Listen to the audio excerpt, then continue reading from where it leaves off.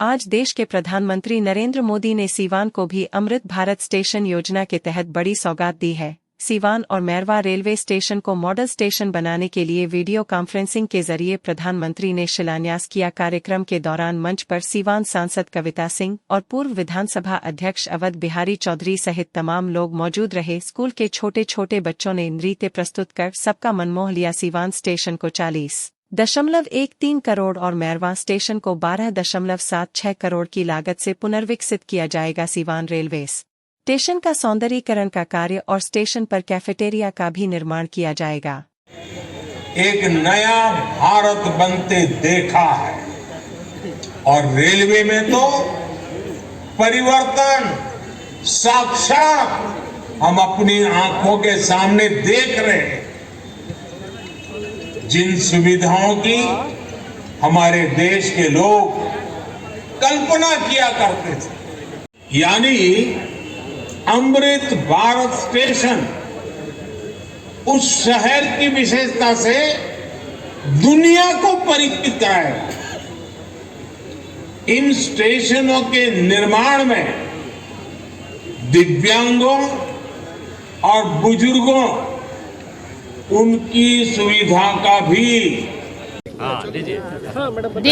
देखिए आज देश के यशस्वी प्रधानमंत्री माननीय नरेंद्र दामोदर दास मोदी जी द्वारा, रेल मंत्री श्री अश्विनी वैष्णव जी द्वारा पूरे भारत में रेलवे के क्षेत्र में शिलान्यास और उद्घाटन का कार्यक्रम किया गया, जिसमें हमारे जिले लोकसभा क्षेत्र सीवान के सीवान स्टेशन और मैरवा स्टेशन पे लगभग 53 करोड़ रुपए की राशि दी गई है, ताकि सीवान के स्टेशनों का पुनरुद्धार हो सके और पुनर्निर्माण हो सके। इसके लिए माननीय यशस्वी प्रधानमंत्री जी का, माननीय रेल मंत्री जी का और माननीय मुख्यमंत्री श्री नीतीश कुमार जी का हम लोग सीवान की जनता जनार्दन की तरफ से उनका हार्दिक अभिनंदन करते हैं, आभार व्यक्त करते हैं कि आपने सीवान वासियों के जो चाहत थी, जो इच्छा थी, उनके अनुरूप कार्य कर रहे हैं। अब पूरे देशवासियों की जो इच्छा है उनके अनुरूप आप कार्य कर रहे हैं। आप ऐसे ही भारत को सर्वश्रेष्ठ विश्व में, जो भारत का विश्व गुरु बनने का सपना है, आप आगे बढ़े। हम सभी भारतवासी आपके साथ हैं। मैडम, एक चीज, आप यहाँ बैठी थी, छोटे बच्चे, स्कूली बच्चों के द्वारा बलगर गीत पर डांस कराया जा रहा था, इसको आप किस नजर से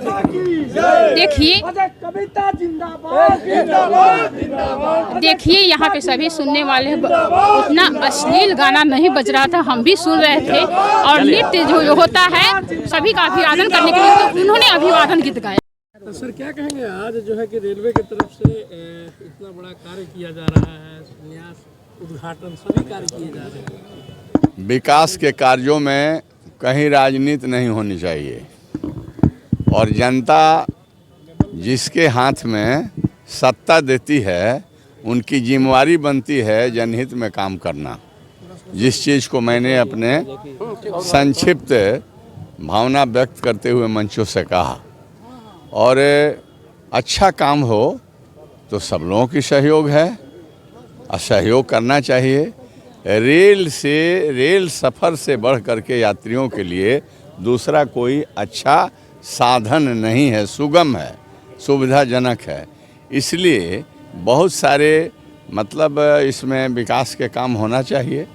जहाँ तक आपने देखा कि जो पूर्व रेल मंत्री लालू प्रसाद यादव जी थे, तो हम लोगों ने नोटिफिकेशन कर दिया था, थामे में डीआरएम ऑफिस का अधिसूचना जारी है, रिकॉर्ड होगा, लेकिन बाद में उसको काज रूप नहीं दिया गया है। हो जाता तो और सुविधा हो जाती थामे में डीआरएम ऑफिस।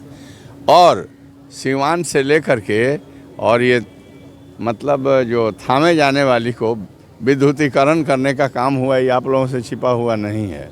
साथ ही साथ सीवान से ये दोहरीकरण हुआ था लालू जी के ज़माने में। इस सब बात मैं कहना नहीं चाहता हूँ, मैं एक ही बात कहना चाहता हूँ कि हम लोगों ने भी ज़रूरत से ज़्यादा काम किया था, तो हमको जनता पावर दी थी। आपने कहा कि विकास में राजनीतिकरण नहीं हाँ, नहीं होना चाहिए। 17 महीनों के जिस कार्यकाल में जो विकास सीवान में होना चाहिए, उस विकास को लेकर क्या कहेंगे? 17 महीने में जो विकास हुआ है, उस विकास के बारे में मैं आप लोगों से कहना चाहता हूं कि जो पूर्व में जो विकास नहीं हुए उससे ज़रूरत से ज़्यादा मैंने विकास किया है। शहरों का भी विकास किया है और देहात का भी विकास किया है।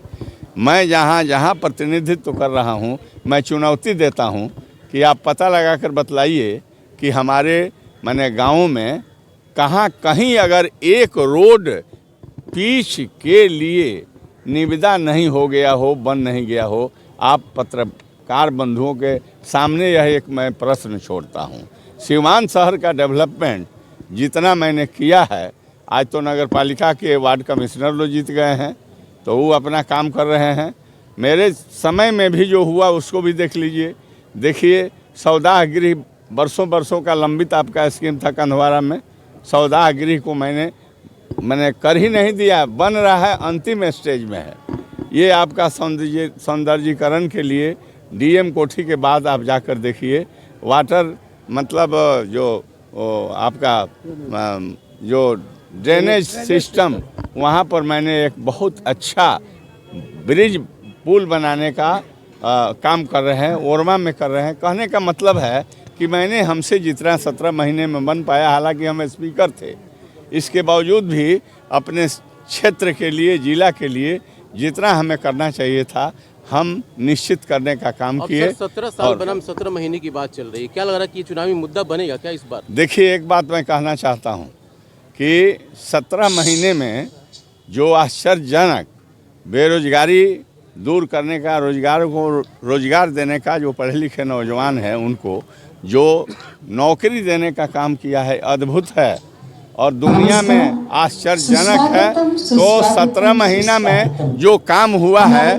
उसका तो पूरे नौजवान गुण गा रहे हैं। और मैं और कहना चाहता हूं कि जो हम लोगों का जो कमिटमेंट है इस जिला के, इस राज्य के विकास करने के लिए, तो तेजस्वी प्रसाद जी के नेतृत्व में उस काम को, उस घोषणा को हम लोगों ने किया भी है और पूरा करने का काम करेंगे। 17 महीने में ज़रूरत से ज़्यादा विकास हुआ है, लेकिन अमन, चैन, शांति, समाज को तोड़ो नहीं, समाज को जोड़ो, इस दिशा में हम तमाम लोगों को काम करना चाहिए कि समाज बटे नहीं और सभी समाज के भाई, सभी वर्ग के भाइयों को हम लोग एक साथ लेकर के एक बेहतर और एक सुंदर बिहार बनाने का कार्यक्रम में आप पहुंचे हुए थे। छोटे बच्चों के द्वारा यहाँ पर छोटे बच्चों के द्वारा बलगर गाने की गीत बजाकर डांस किया जा रहा है, इसको किस नगर से? ये अच्छा नहीं था, ऐसा नहीं होना चाहिए था।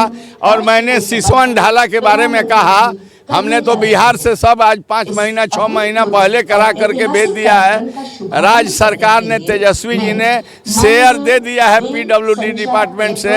अब बोर्ड में गोरखपुर में भी जब मैंने जा कर के वहाँ पर एक मैंने प्रेस कॉन्फ्रेंस किया था, अफसरों से रिव्यू किया था, लेकिन आज तक जा कर के वो बोर्ड में पड़ा हुआ है।